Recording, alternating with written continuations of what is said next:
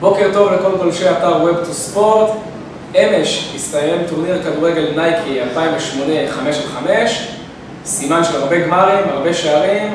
בואו נרוץ מהר לגמרים ונראה מה היה שם. בגמר הנערות נפגשו בנות טבעון וכישרונות חדרה. הגמר נגמר כשבנות טבעון יוצאת עם ידה על העליונה ומנצחת 3-1 והן זוכות בגביע. בגמר הנערים, הלא הם בני ה-14 עד 16, ניצחה קבוצת ספיטפייר את ביתר יפו 5-2. ניצחון קל בגמר, וגם הם זוכים בתואר הנחשף, אלופי נייקי לשנת 2008. בגילאי ה-16 עד 18 קיבלנו דרמה מטורפת. ביתר טוברוק פגשה את פרדסיה שהתחילה את המשחק היטב וכבר הובילה 2-0.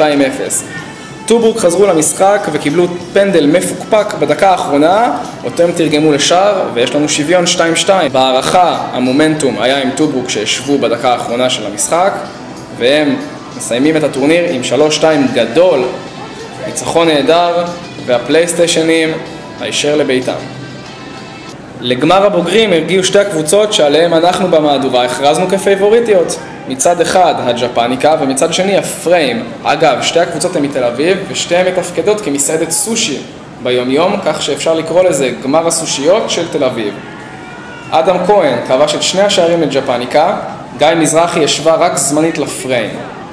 סיפור מעניין בפריים, יעקב מילר, השחקן האלמוני, התגלה כלא אחר מאשר קובי מוסה, שחקן מכבי תל אביב. זה לידיעת הצופה אבי נימני וגם אלכס שניידר, שאני בטוח שצופה במהדורה שלנו. בסיום יום הגמרים עלו כל הזוכים והזוכות לבמה.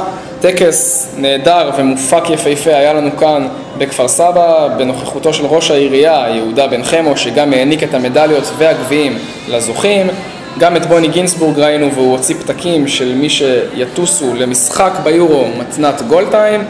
לסיום, כמו באווירת חתונות, קצת זיקוקי דינור, לילה טוב, פגש בשנה הבאה בעוד טורניר, מקווה שיהיה מוצלח לא פחות מהנוכחי.